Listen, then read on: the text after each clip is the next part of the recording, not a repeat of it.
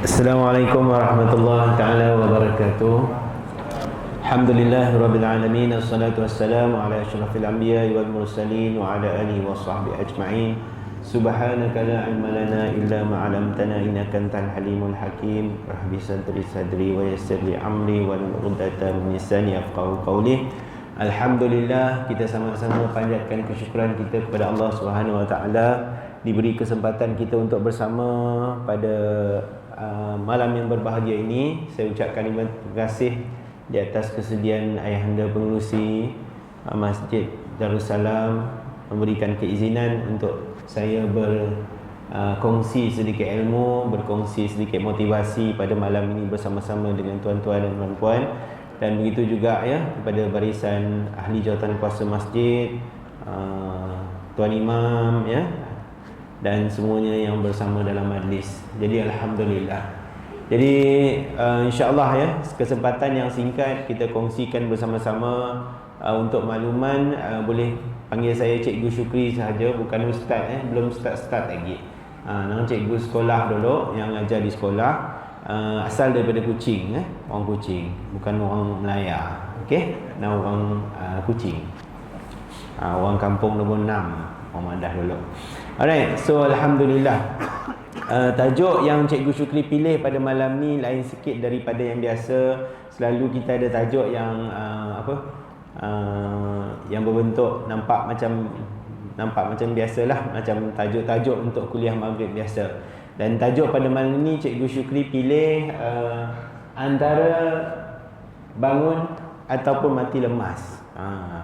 Ini kisahlah, satu kisah yang ingin kita kongsikan, satu analogi yang ingin kita kongsikan bersama-sama. Mudah-mudahannya ia adalah satu yang bermanfaat untuk kita. Boleh saya mulakan? Boleh? Saya ada orang jawab tu, saya jadilah nak mula. Boleh saya mulakan? Alhamdulillah, terima kasih. Okey. Jadi insya-Allah ya, sesi kita pada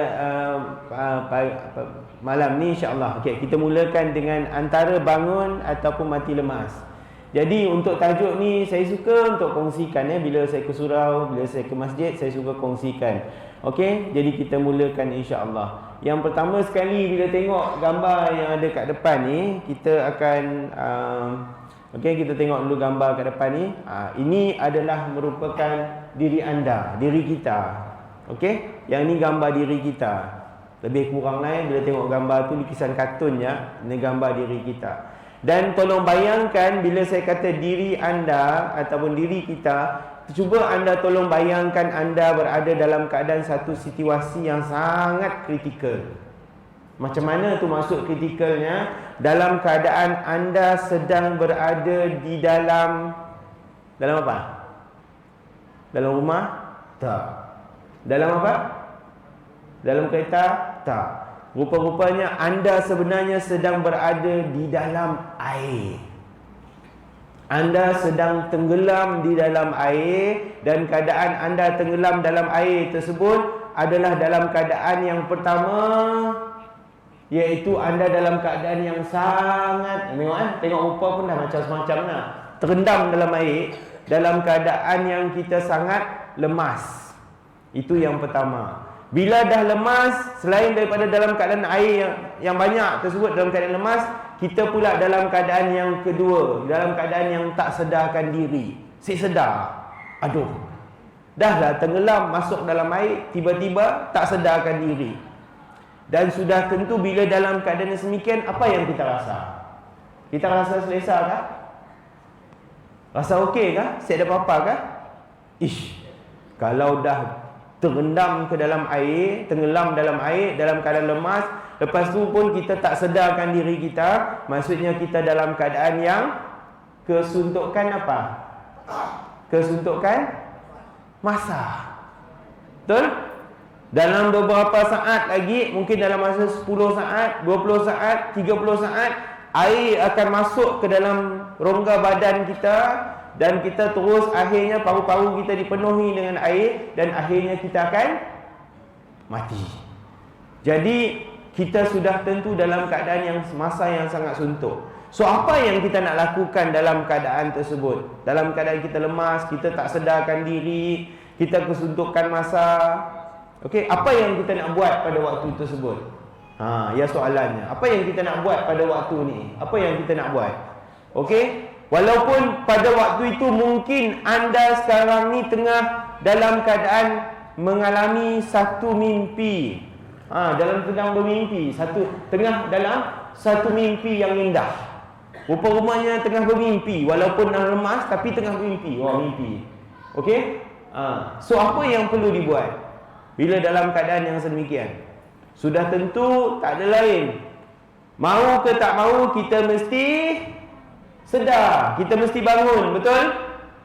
Kalau lambat je 1 saat, 2 saat, 3 saat, kalau kita tak sedar, kita tak bangun lagi, maknanya kita akan lemas. Kita dalam keadaan yang lemas. Jadi mau ke tak mau, kita akan cuba sedaya upaya untuk bangun. Siapa yang nak kejutkan diri kita?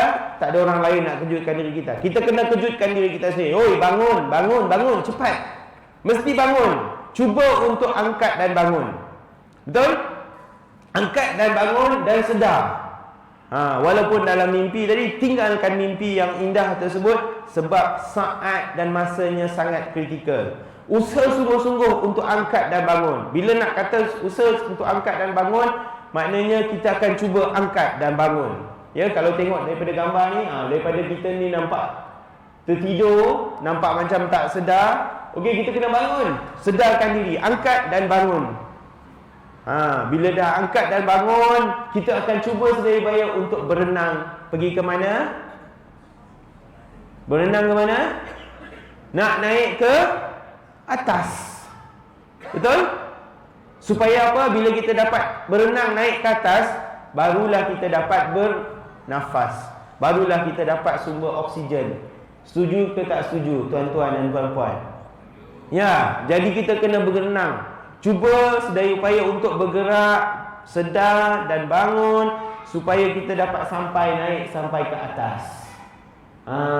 Itu dia diri kita. Alhamdulillah, dah selamat dah. Selamat ke? Nampak ya? Kita daripada kita sedar tadi, kemudian kita bangun, kita cuba usaha untuk berenang naik sampai ke atas. Dan sekarang ni kita sudah berada di atas. Jadi bila dah sampai dekat atas permukaan air, kita dah dapat bernafas. Kurang-kurangnya dah dapat boleh bernafas, maknanya masih panjanglah sikit lagi umur. Kan? Jadi kita dalam keadaan yang sedemikian. Dah okey ke? Nampak macam dah okey kan? Tapi tengok daripada wajah dia macam tak okey je lagi tu. Sebab apa? Sebab ada tapinya. Apa tapinya, tuan-tuan dan puan-puan? Waktu kita dah naik sampai ke atas permukaannya, apa tapinya?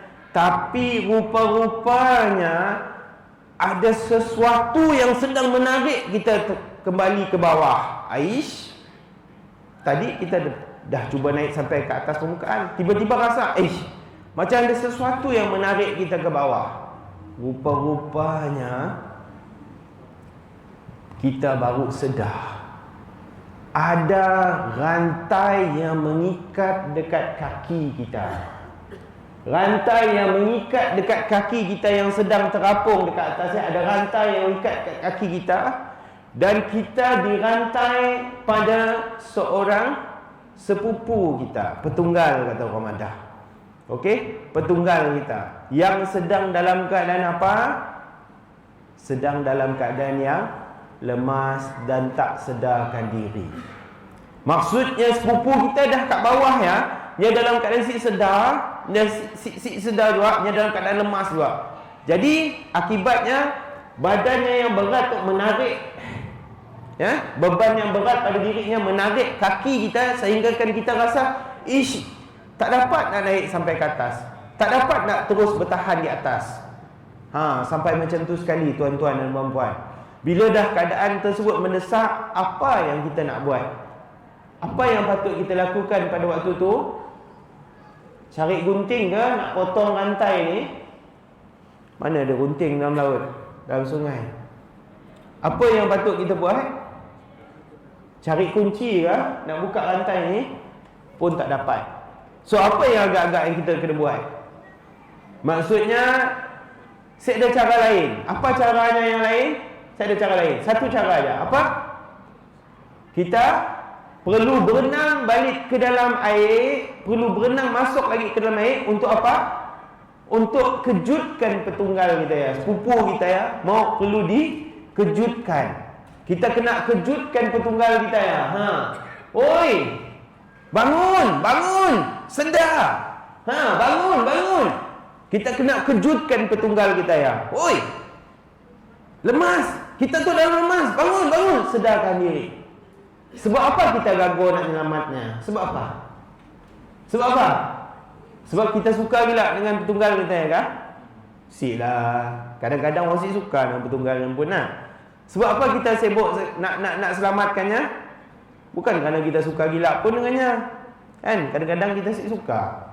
Tapi kita kena juga terpaksa selamatkannya. Sebab apa? Kita perlu selamatkannya. Kita selamatkannya sebab kita nak selamatkan diri kita sendiri. Betul? Jadi mau, suka ke si suka, minat ke si minat, sayang ke si sayang, kisah ke si kisah, terpaksa berenang balik ke dalam air, perlu goncang sepupu kita ya, cuba selamatkannya, berinya peluang untuknya sedar, supaya ia bangun. Walaupun sepupu kita tengah berada dalam satu mimpi yang indah. So, kejutkannya, bangunkannya. Hoi, bangun. Sedar. Dalam air tu. Dah. Nya pun bangun. Alhamdulillah. Jadi, macam ni alhamdulillahnya. Alhamdulillah. Dua-dua dah sedar, dua-dua dah bangun, dua-dua pun dah sampai ke atas permukaan. Maka berenanglah anda bersama-sama dengan sepupu anda. Dah dekat habis ke cerita? Belum? Ada sambungannya kan? Ada lagi sambungannya? Ada lagi sambungannya Paduhal. Apa sambungannya? Tengah-tengah dah sampai ke atas setik air. Ada lagi tapi. Air tapi lagi. Apa tapi? Tanpa kita sedar rupa-rupanya kaki sepupu kita kaki petunggal kita kakinya pun terantai juga. Ada diikat dengan rantai yang lain, dan rantai tersebut telah dirantai kepada siapa? Kepada ahli keluarga kita yang lain, pada nenek kita, mak kita, adik kita, petunggal kita yang lain. Rupa-rupanya rantai itu memang berantai-rantai, bersambung-sambung dengan yang sedang berada dekat dalamnya, yang tengah lemas di dalamnya. Jadi soalannya sekarang tu dah satu family, family keluarga yang dapat yang jauh, turut terantai kakinya antara satu sama lain, jadi dalam keadaan yang lemas dan tak sedarkan diri. So soalannya tuan-tuan dan puan-puan, kita nak buat apa? Apakah tindakan kita? Apa yang kita nak buat? Mudah tercentuk keadaannya. Apa tindakan kita? Tindakan kita sudah tentu yang pertama. Tadi apa yang kita buat tadi yang pertama? Kita perlu melakukan, iaitu kita ada 4 tindakan yang perlu kita buat. Yang pertama, kita perlu bangun. Setuju?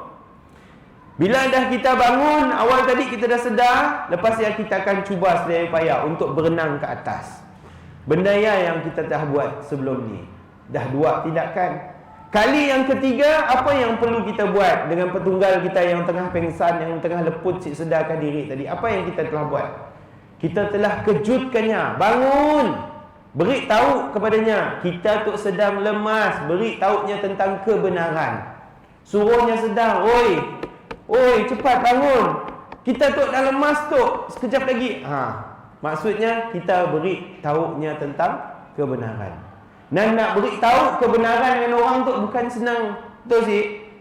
Bukan orang suka disebut pasal kebenaran. Mungkin orang yang tengah mimpi, seronok tengah mimpi, tiba-tiba dikejut. Kan? Kadang-kadang kita pun sama kan. Kalau kita tengah tidur, sedap-sedap tidur, sambil-sambil senyum tidur, senyum tidur, tiba-tiba ada orang kejut. Anakkah kejutkah? Kawan pasangan terkejutkah? Hoi, bangun. Marah kita. Ui, ngaco mimpi orang. Betul sih? Jadi bila nak beritahu kebenaran, bila kita nak kejutkan orang, mau ke tak mau perlu perkara yang keempat. Apa perkara yang keempat? Kita bakal kena marah. Betul sih? Kita bakal kena anok orang. Kita bakal disuka oleh orang.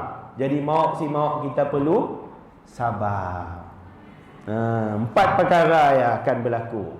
Jadi proses ini akan berlaku secara berterusan. Mula-mula petunggal kita tadi. Mula-mula diri kita sendiri. Lepas dia petunggal kita. Lepas dia petunggal tu bersambung lagi dengan nenek kita. Kejut lagi nenek. Lepas dia sambung lagi. Kejut lagi seorang yang lain. Sehinggalah semuanya dah sedar, semuanya dah bangun, barulah kita semua dapat naik sampai ke permukaan air, barulah kita dapat bergerak bersama-sama untuk sampai ke tepian sungai ataupun ke tepian laut dan selamat. Ya ceritanya. So nak melakukan hal tersebut, kita perlukan kepada 4 tindakan. Jadi Allah nak kongsi. Ya cerita saya, sekali tu cerita Allah. Allah nak kongsi, Allah sebut, A'udzu billahi minasyaitonir rajim. Bismillahirrahmanirrahim. Wal 'asr.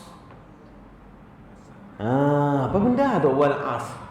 Demi masa. Maksudnya penting sangat. Kalau kita dalam keadaan lemas tadi, 1 saat, 2 saat, 3 saat, lambat 2-3 saat, dah boleh mati dah. Dah lemas dah. Dah siap diselamatkan lagi dah. Inna lillahi wa inna ilaihi raji'un. Sekarang Allah nak cerita dengan kita wal asr. Mun dalam bahasa orang putihnya, the time is running out. Masa sangat kritikal. Ialah sebabnya Allah sampai ke tahap sebut wal asri. Wal asr. Allah bersumpah demi masa. Nak sebut masa yang sangat penting. Kemudian Allah sambung lagi. Apa yang disambung? Allah tegaskan di dalam ayat yang sambungannya, innal insana lafi khusr. Inna maknanya penegasan, sesungguhnya. Apa yang nak disesungguhnya? Insan, semua kita. Lafi khusrin. Apa maksudnya? Sedang berada dalam keadaan yang rugi. Kita nak, kita nyebut rugi. Tapi menangga dari kisah tu tadi bukan rugi. Disebut di situ dalam bahasa orang putih, human drowning in loss. Maksudnya sesungguhnya semua insan yang ada sedang berada dalam keadaan yang lemas. Sedang berada dalam keadaan yang tak sedarkan diri. Ini yang kedua. Yang ketiga, sambungan. Apa lagi sambungannya? Innal insana lafi khusr. Ada lagi? Dah penegasan bahawa dalam keadaan rugi, dalam keadaan lemas, dalam keadaan yang kata orang putih mana? In danger. Dalam keadaan yang kritikal. Apa? Yang ketiga, illallazina amanu. Apa maksud illallazina amanu? Maksudnya illa maknanya kecuali, except, kecuali. Siapa yang si lemas? Siapa yang selamat? Siapa yang si lemas, siapa yang selamat? Ialah orang yang percaya, orang yang believe. Believe apa? Believe. Sedar apa? Dia sedar bahawa semua manusia lain tengah dalam keadaan yang lemas, dalam keadaan yang sedarkan diri. Allahu Akbar. Maknanya di situ dia sebut illal ladzina amanu, maksudnya kecuali orang-orang yang beriman, orang-orang yang percaya. Dia sebut beriman kepada Allah, Rasul Dia sebut amanu je. Orang yang believe, orang yang yakin. Yakin tentang apa? Yakin tentang ayat yang kedua yang disebut oleh Allah. Sambungannya yang seterusnya, yang keempat, illal ladzina amanu wa amilus, semua ada hafal tu apa? Hafiz tu. Apa? Wa amilus solihat. Wa amilus solihat. Maksudnya buat kebaikan. Orang yang percaya dengan apa yang disebut oleh Allah dalam ayat yang kedua, dan orang yang bukannya setakat percaya tapi yang buat kebaikan. Maksudnya yang akan buat kebaikan. Kalau dalam tamsilan Cikgu Syukri tadi, buat kebaikan di sini orang yang akan buat kebaikan. Apa buat kebaikan? Yang selamatkan dirinya pun, yang nak berenang balik ke atas. Adakah orang dah dalam keadaan nak lemas, dah si mampu nak aku lemas tu, macam ni gaya tunggu je tunggu. Adakah tunggu? No, kita siapkan tunggu. Kita akan cuba sedaya upaya dengan tenaga, pandai berenang. Perkara kedua yang mesti kena cuba, aku nak lepas, aku mesti naik ke atas. Nampak? Ya, namanya amanu wa amilus solihah. Kebaikan yang kita buat, kita asyik tunggu-tunggu lagi. Kita nak sungguh-sungguh nak buat. Dan bila nak buat perkara tersebut, dia perlukan kepada sambungan ayat tu. Apa nama ayat tu sebut? Bila nak kejutkan orang daripada bangun tidur, nak kejutkan orang daripada lemas tadi, kita maknanya kita nak beri tahu tentang kebenaran. Apakah kebenarannya? Kita nak bagi tahunya tentang kebenaran. Kita nak bagi tahunya kebenaran bukannya senang. Kadang-kadang dia ingat. Macam kita ngerap orang sebelah, jemaah sebelah waktu sembahyang Jumaat. Perasan je kadang-kadang orang sebelah kita baru je atas mimbar, innallaha wa malaikatahu, baru innallahnya ni dah start ngail dah. Banyak ikan ni kail tu. Ni belum apa lagi. Kita pun angkat tangan, tepuk sekejap. Tepuk. Betul. Sekali kejut, sekali bangun. Bangun. Kan? Baru imamnya mula aja baca khutbah lagi, sampai 2 minit, dia pun faham lagi. Kali kedua dia faham tu dahsyat lagi. Macam ni dahsyatnya sampai air bateri yang keluar. Tahu air bateri kan? Air bateri pun keluar juga. Allah. Ya, baru dah angguk air bateri keluar. So, apa yang kita nak buat? Baca aja doa. Apa nak buat? Mau ke si mau, kita kena kejutkan lagi. Hoi, bangun. Betul? Maknanya kerja ya, bukan kerja yang bagus, kerja yang best. Orang mundi pola macam suka si suka. Tapi kita orang berani ke si? Sama si, semua berani.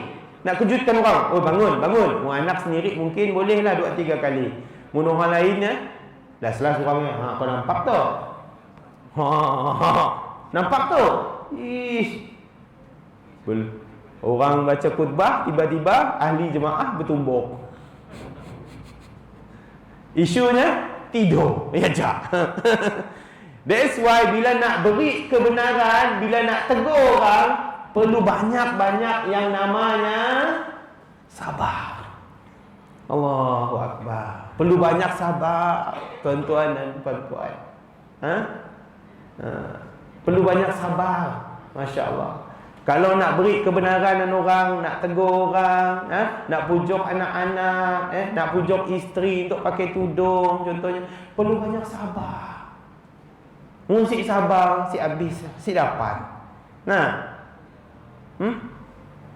Malah aja abang untuk nyuruh pakai tudung. Kita tu si tu pakai tudung. Ambil kita tudung, dia beli kita kata buka apa hal.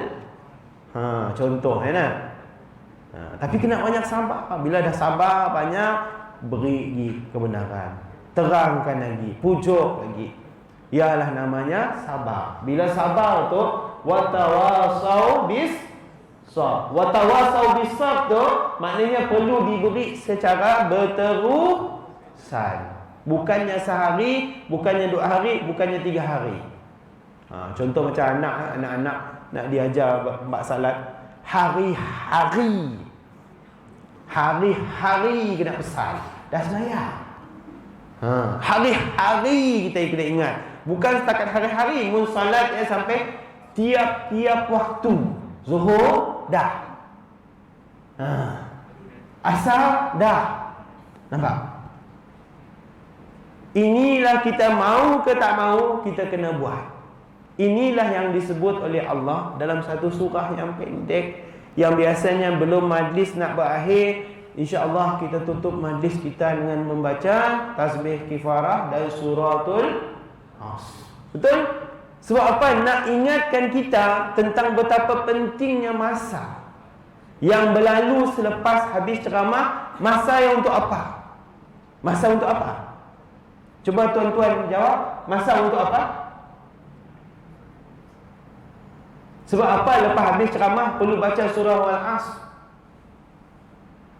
Sebab nak bagi tahu kita lepas habis ceramah apa yang patut kita buat?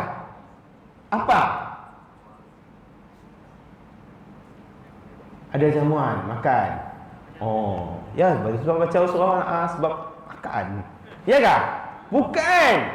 Sebab bila kita dalam majlis ilmu, dalam ceramah, satu persatu ustaz dekat depan beri, okey, yang pertama, yang kedua, surah Al-A'raf ayat 34, surah Al-Baqarah, disebut satu-satu. Semua tu perkara-perkara yang sepatutnya bila kita dapat ilmu tersebut untuk kita, tuan-tuan dan puan-puan, untuk kita